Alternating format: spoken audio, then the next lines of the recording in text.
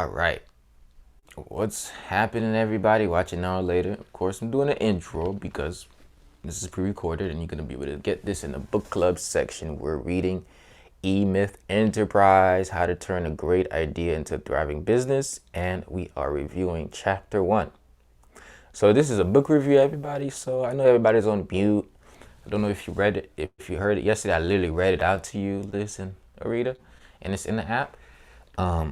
However, this is a book review amongst us, which means don't be afraid to get off mute and just, talk to me, right? We're humans out here.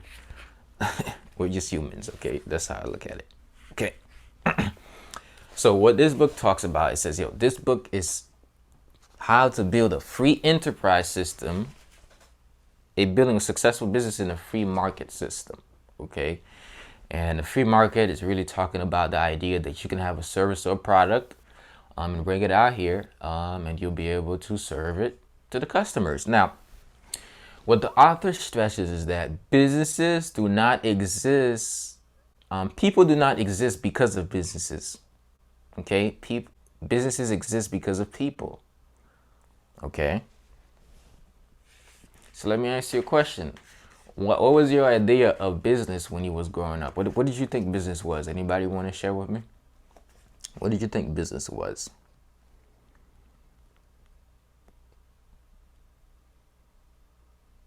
What did you think business was? Okay, one of the part that the author says is you have to be willing to play an always frustrating but sometimes enlightening game. A game I call how do you provide an answer to a question you know has no answer. Okay, so when you start your business, you have to grow to be able to manage this business. You have to grow the business. So business in its own, from a spiritual perspective, I love to bring everything in spiritual perspective, is actually a way of you growing. Because when you start a business, you sort of have to become better in order to be able to get better, in order for you to reach more people, for you to be able to serve more people. So a lot of people some people tap into their spiritual journey, enlightenment, because they started a business. Some people actually never really get to that space, but they grow personally.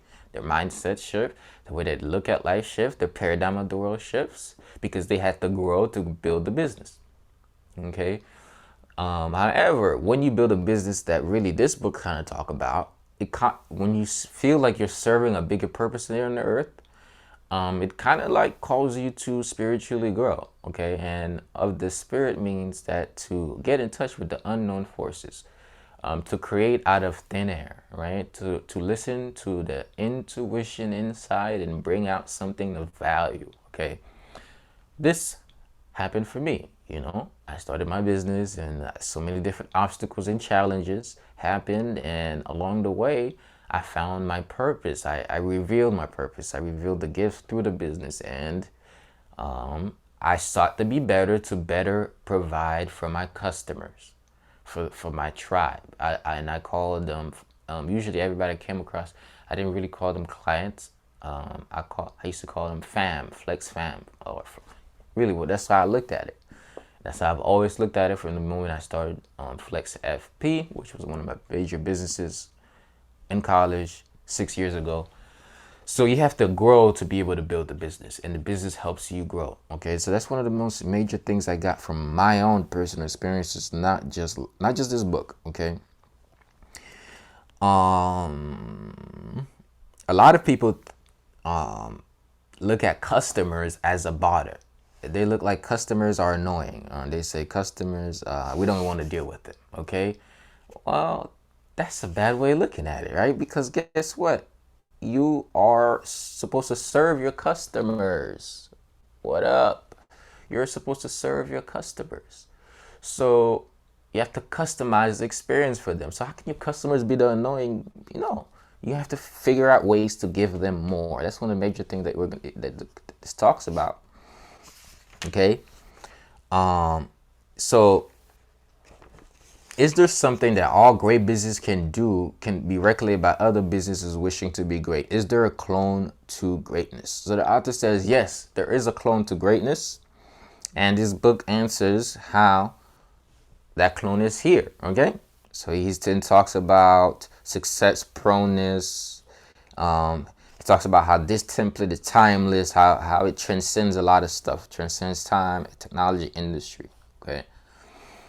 But here's what it says. That is, to succeed, every business in a free market system must learn how to better than satisfy better than its competitors the essential needs, unconscious expectations, and perceived preferences of the four most important groups of people in the universe. The people who work for it, right? The people who buy from it, the people who sell to it, and the people who lend to it, right? So you have four major parts: employees, customers, suppliers, and financial institutions. So most people think I'm in business with my customers. No, you're also in business with your employees, right? Because that's a big part of their life. In fact, we have to look at the business differently. Business is not just something you're doing for profit. This is going to determine the quality of people's lives. This is like, I was listening to Sadhguru, and not just from the book, right? He was like, yo, if people come to your team to grow something that you find meaningful, their lives should get better because of it. This should not be a dread or get worse. Like, you have to look at it differently.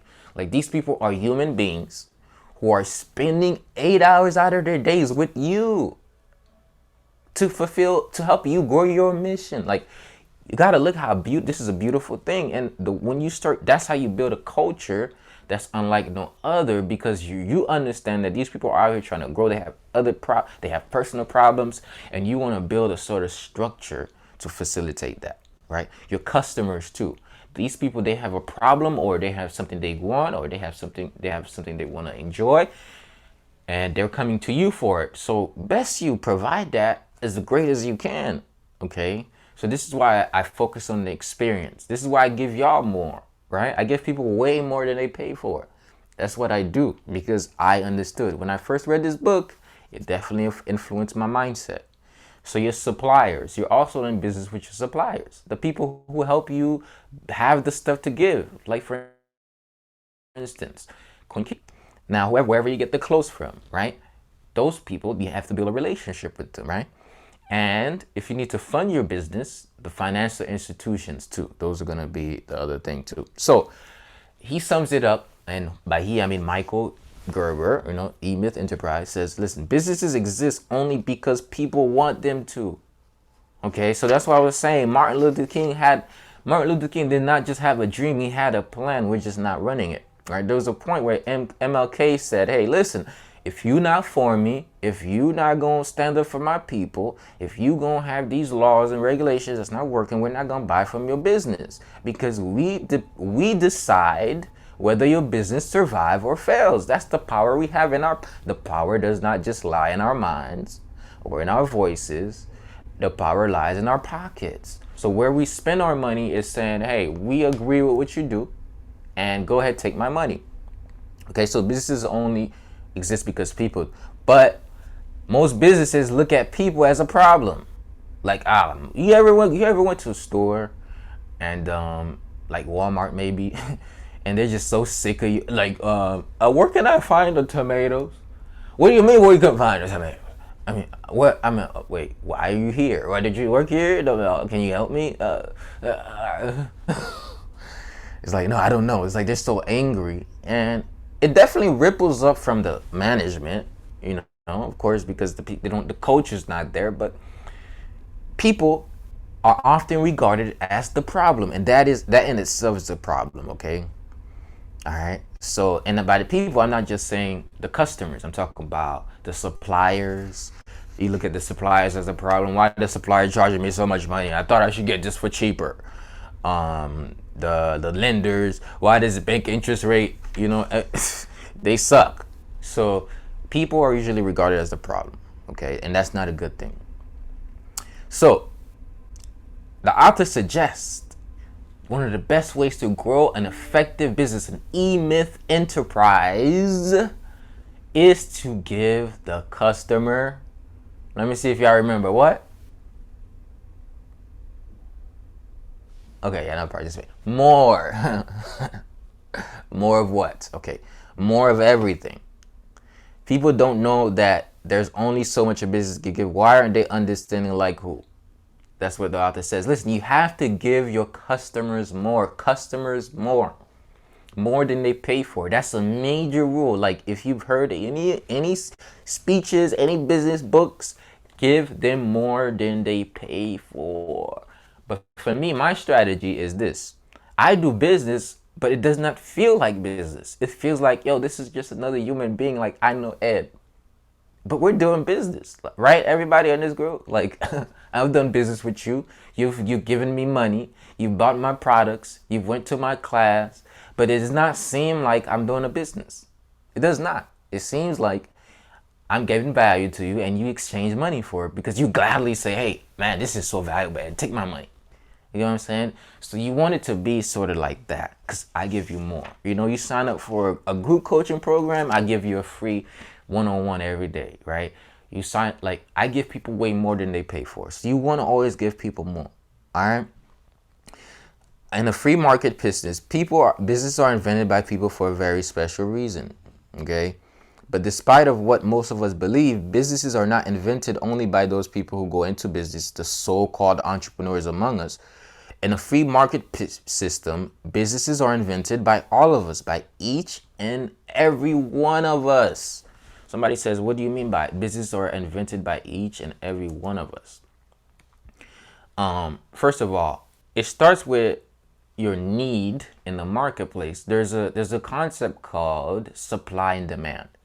Businesses are created by the demand of the consumer, which then creates an opportunity for you as the entrepreneur to add that supply into the marketplace. Supply and demand. That's a major concept in economics that everybody got to know about. So you have to look at what is demand and how does your gift provide the supply of the demand of the world? And another word is, what solution to a problem that your talent can provide? What solution to a problem that your gift can provide? What solution to a problem that your experience can provide? What solution to your problem that your pain can produce a blueprint of how to overcome it? Okay? So a business is intended to be a perpetual motion machine, the only purpose of which is to find ways to give people more.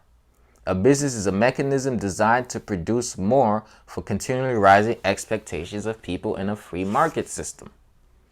Okay? So, you don't want to look at your customers as a pain in the ass, you know? You want to look at them as somebody you can add value to, okay? And of course, we want to keep everything in line with the book. So, I'm not going to bring too much of my way of looking at business. I'll write my own business book, right? Of course, you're gonna be reading it one day. You're gonna be New York best time seller. You're gonna see my name right there, Edward Giles. Boom, boom, boom. I'm gonna write so many books. Can I speak into existence? All right, now let's see. So here's the thing I like. Here the author was like, "Yo, writers talk about the business of writing books. Artists talk about the business of creating art. Intellectuals talk about the business of communicating ideas. Spiritualists talk about the business of raising our spiritual awareness."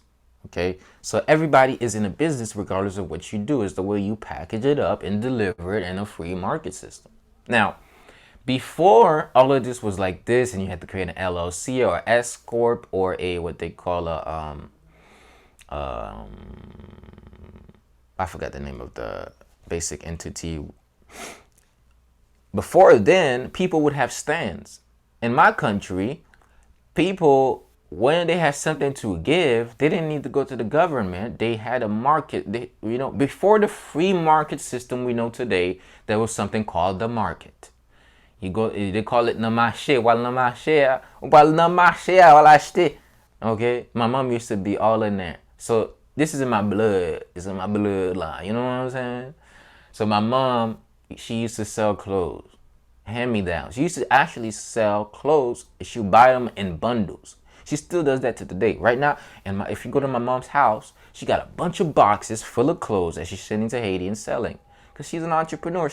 I used to watch her hustle every day, wake up. Actually, that's actually where I get my hustle from.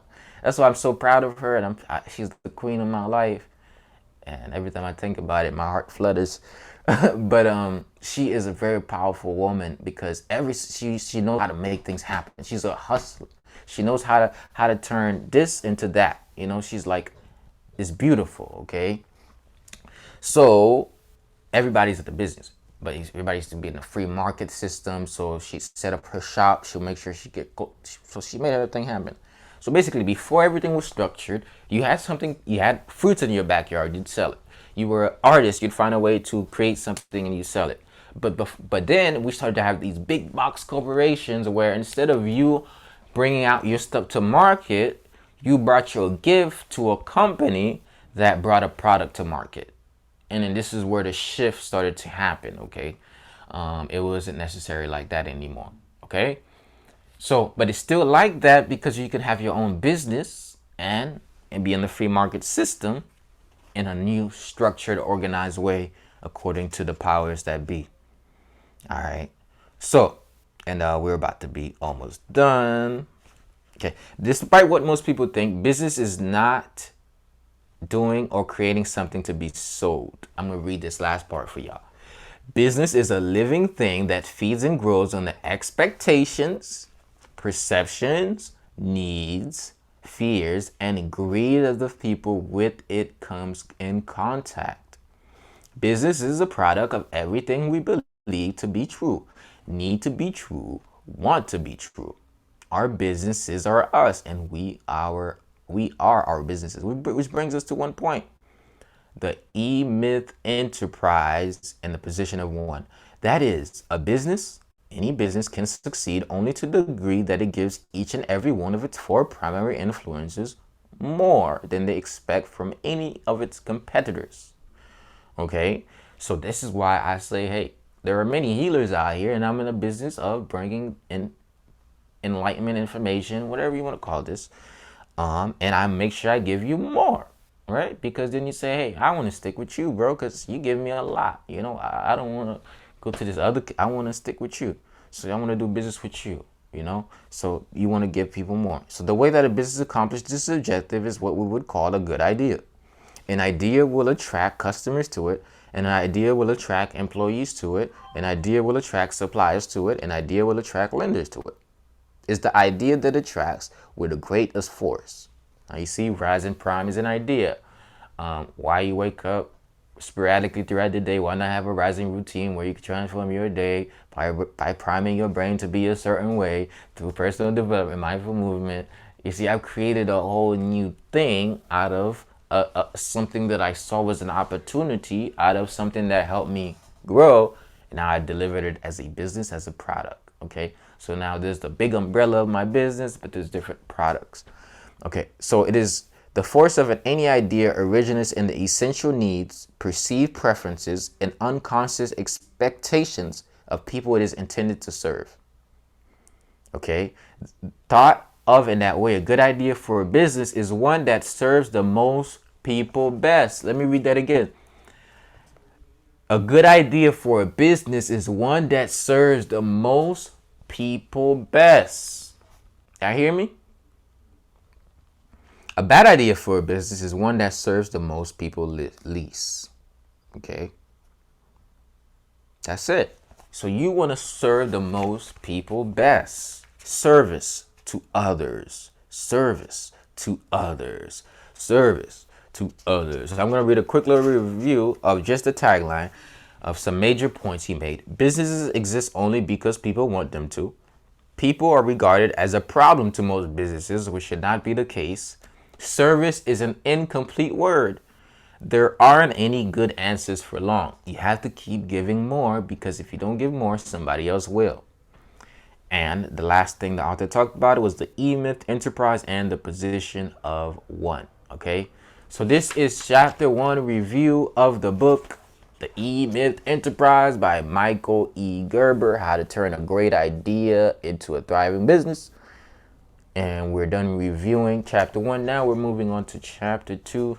So make sure you go home and listen to it, read it, be on track with it. Make sure you read stuff for yourself. Don't let me read it out to you. I don't want to immobilize you. Make sure you are self-directed to read stuff by yourself. Take your own notes and make sure what you do is the product of your own conclusion. Jim Rohn taught me that. Make sure what you do is the product of your own conclusion. So we're gonna read chapter 2. So tap into it. We'll read it next time. I just want to add value to you, and you'll grow to treasure the concepts of this book as you build your business, and you will realize it. Okay, so read it. We're not gonna review this tomorrow, but we'll review it towards the end of the week. We'll review chapter 2. I'll probably do a recording of me just reading the book, and I'll post it on the app where you can just listen in. Listen to my wavy voice like the waters.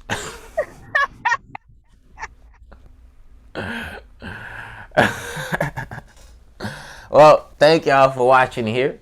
I'm gonna let y'all join in on my class with Dr. Love. I'm about to go join the Qigong. I gotta still be a student, gotta keep learning. So if you wanna tap in to the class with me, I'm gonna bring up the Zoom on my phone. I'm gonna go outside, we're gonna do the class, and then we'll move forward from there. All right, so I'm gonna stop the recording. Y'all have a great day. Peace and love. I'm gonna see y'all tomorrow, and if you want to join me, I'll be on Instagram with it. Actually, I'll be on Instagram with it, so tap into my Instagram. Peace.